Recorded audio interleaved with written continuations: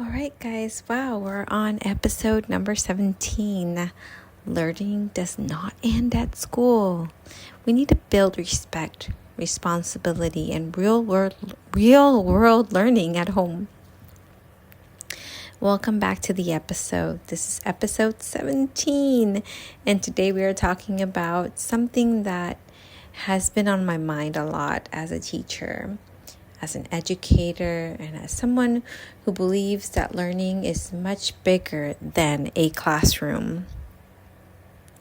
So that's why I'm doing this episode. And I wanted to start by saying something very important. Keeping learning alive at home does not mean turning your home into a school. It does not mean buying expensive curriculum. It does not mean creating a classroom in your living room. It does not mean stressing yourself and trying to recreate what happens at a school building. Sometimes learning is as simple as a book somewhere in your home. This is all trial and error. The teachers go through this too. They try things out. It doesn't work. They try something different. And if that doesn't work, then they get other people from the school involved. They talk about it. They change it up, okay? It's constant. There's constant change. But at the same time, we have to keep things constant. The children need to know the schedule, and this is how they develop their sense of time. So there will be a point where you're going to have to, through these trials and errors, you will develop a schedule. And one thing that I really enjoy doing at my home is keeping and rotating a book. One book. There can be many books at my home, but there's always just this one book that I rotate, and I put it on my coffee table or by our bed, and it's just a book that gets picked up, a book that gets talked about, a book that creates curiosity. And so you swap these books out, and yes, you will have a library at home, and you probably already do. You have so much stuff. We all have stuff. But the children get overwhelmed with all this stuff. And so that is why you want to pick one thing out and get your child's attention and see how that goes. And if it's successful, if it's not successful. But the kids, they want things alternated. And you're the parent, you're the adult, and you're just the one that's setting those things out, and they're picking them up. And you can trade books with friends. Learning is not about having a perfect setup. Learning is really about creating an environment where curiosity can happen. Now, I was thinking about Alice in Wonderland and its importance of curiosity. There's a part in the movie where she says books without pictures, they're no fun, and she's just complaining. Well, while she's getting educated. And this is something that used to happen often, in the past. We're creatures who start off learning from home. And again, if you taught your child how to go potty in the toilet, and you taught them how to speak, you taught them how to eat at a dinner table, these are all things that you've taught your child before they went to school. So you're naturally a homeschooling parent, whether you like it or not. So I want to connect this idea to one of my favorite stories, Alice in Wonderland. Think about Alice. Alice did not sit down and say, "Today I will complete a worksheet about curiosity." She actually followed a rabbit. She entered into a world she didn't understand. She asked questions. She explored. She was a critical thinker. When those two, the twins told her about a story about the about the oysters that got eaten, and she was like, she just went, oh yeah, that's a good story. If you were an oyster, it does not apply to me. But she still made connections, and that is learning. In the end of the day, she made a connection. So she was a child, and your child's a child, and we're all naturally curious. When you were a child and I was a child, we were curious about things. And sometimes we get so focused on making sure kids know facts. They pass tests, complete worksheets, and meet the standards that we forget the most powerful part of education. And this is something that, as a teacher, I think about it. We have to always follow a curriculum that the school gives us. We have to follow a schedule that they give us at the school. And it's because the school runs from a certain time frame. Lunch is done at a certain time frame, and there are laws dictating these things. So sometimes teachers, they want to do things a certain way, and they want to make learning fun, but they're limited because of regulations. So when you are homeschooling your child and you create a PSA and you become a private school, those chains are broken, and now you can really create a learning experience that is just not nobody's able to do at a school. So teaching children how to wonder.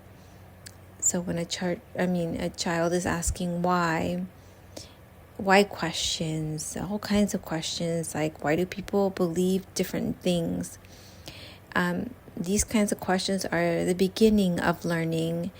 And sometimes at school, we're not able as teachers to go into depth about this. And parents, you don't need a degree in every subject to support your child's curiosity. So if you don't have a teaching degree, you didn't even go to college. Let's say you didn't even go to college. That's okay. Learning is about curiosity and having conversations. So I used to feel also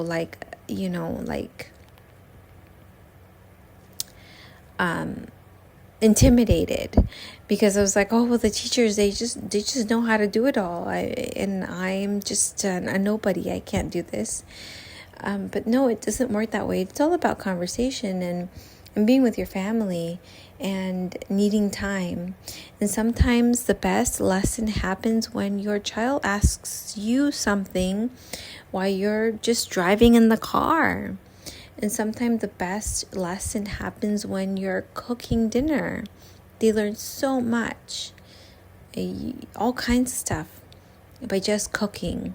And sometimes the best lessons happen when you're sitting outside looking at the world, looking at the stars. So I have heard from parents who say things like, I want to homeschool, but I don't know where to start. So my answer to you is to start small. Start with a connection. Start with reading. Start with talking. And of course, being present with your child, because education is not just information. Education really is a relationship, and a child who feels connected with their family is more eager to learn. And a child who also feels safe wants to explore. So a child who feels respected also learns how to respect others. And this leads into something that has been a major topic for me, is behavior. As a teacher, I have seen things that many people do not realize happens inside a classroom. there's a lot of focus on socialization in school, and people often say children need school because they need to learn how to get along with others. And yes, children do need social skills, but I think we need to ask a bigger question. Where does socialization really begin? And it begins, and I believe most people will back me up on this, it starts at home. And learning also starts at home.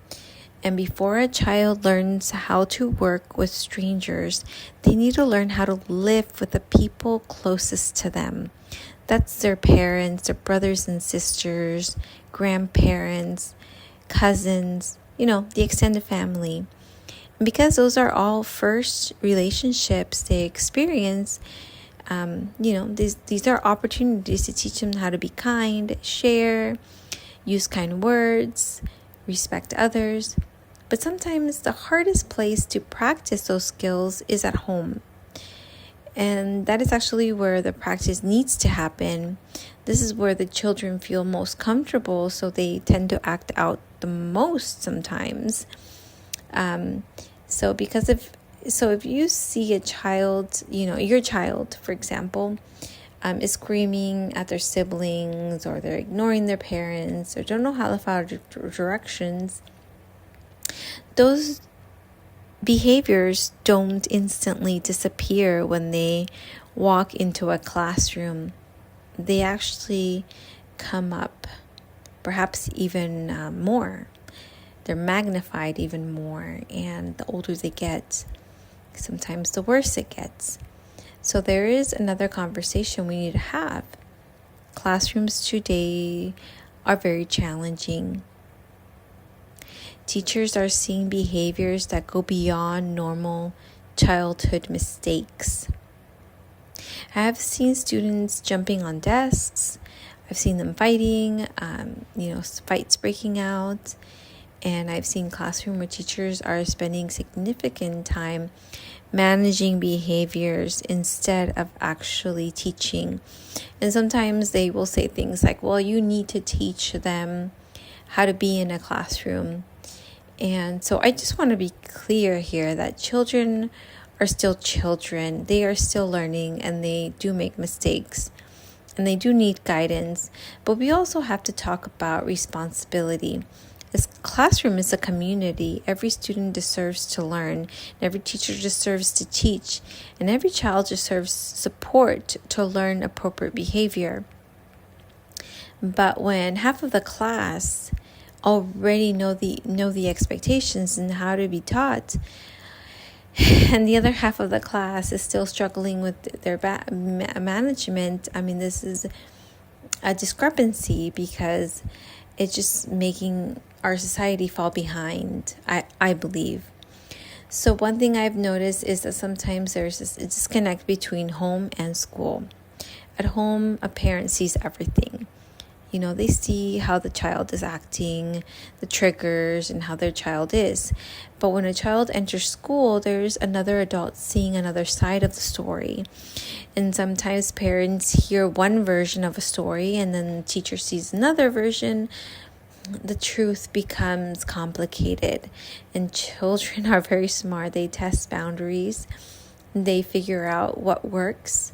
And that is normal development, of course. They might even make the teacher, the mom or the dad or the parents become against the teacher. And so that's where their accountability isn't met anymore. So accountability does matter. And we see this kind of stuff with children that have their parents are separated, and they will start playing the parents and making them become against each other. So similarly, children will do this at school with the teacher versus the parents. So if a child does not listen to an adult closest to them, it can be unrealistic to assume a stranger will immediately change that behavior. Teachers, of course, can support, the schools can create a plan, the staff can, meet together and talk about things, and interventions can be set into place. But the foundation starts before a child ever enters the school. And so, I just seen these stories in and out, where these plans get placed into schools, but the children, nothing really ever happens. And that's how, we talked about a few weeks ago, how you end up with children who graduate and they don't know how to read. They don't know how to do math, basic math even. They're in 12th grade and they're still first grade level. And it's because, it's not that they didn't mean to, I don't know what it is, but something happens. And so I want to take this time right now to talk about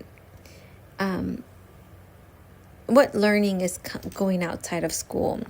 Learning does not have to stop when the school day ends. And that's why I provide Zoom classes for students where we can connect learning in a way that is engaging, supportive, and personalized. These classes are designed to help students build confidence, strengthen their skills, and stay connected to learning. And remember, we do not need a full classroom at home. We do not need a full house of supplies, filled with supplies. You can start with just one book, one conversation, one opportunity to learn. And if you're looking for an extra support, enrichment, or a way to keep your child engaged, my Zoom classes are here to help you. So because learning doesn't end at school. Now, I also want to talk about current events, because current events are opportunities for learning. There have been discussions recently around special education and civil rights protections in education. This is something families should pay attention to, because education is not just about academics. It is about access. It's about making sure students receive the support they need. Parents should understand what rights their children have, what services are available, how school supports different learning. These conversations can become part of a learning at home. You can read an article with your child. You can discuss, what do you think? Why do you think this happened? And would you solve this problem? This is critical thinking, okay? So another topic families may be facing is, how do we talk about children about the world events? For example, the current war, conflict between countries, events. These events happen around the world. Children hear things, they see things, they have questions, and avoiding the conversation does not always protect them. Instead, we can teach them how to understand the world. This is where homeschooling and children at home can become powerful. A current event can become a social studies lesson. You can talk about, the geography, the culture, the different perspectives. You can ask questions like, why do countries disagree? How do leaders have decisions? Okay. The goal is to create understanding. So before we end today, I want parents to remember, your home is your child's first classroom. Not because you need to be a teacher, but because you're already teaching. Every conversation, every book, your child is watching you, and that's just where it is, and that's where learning happens. They're becoming who they are. School is important, of course, but teachers are also important. But education is a partnership, and it starts at home. It grows at school, and it continues throughout life. So today's challenge is just find a book, put it somewhere visible, ask your child one question, be curious together, be learning. It does not have to end at school. And now that we're in the summertime, you're the number one teacher for your child. So they're looking up to you. They're looking for guidance, and when they come back from school, they're during the school year, they're also looking for that guidance. And remember, this channel is not to convince you to homeschool. It's just a conversation we're all having, and we know the challenges at school. We know the challenges at home, and some parents just decide to take their children to school, and other parents decide to homeschool. Doesn't mean that one is right and one is wrong or anything like that. It shouldn't be a controversy. It just is what it is. All right. So we'll see you in the next episode. And if you, type in what you thought of the show, any suggestions, what do you want to talk about in the next episode, or what do you want to know more about? I'm here to help. Thank you, and I'll see you in the next episode.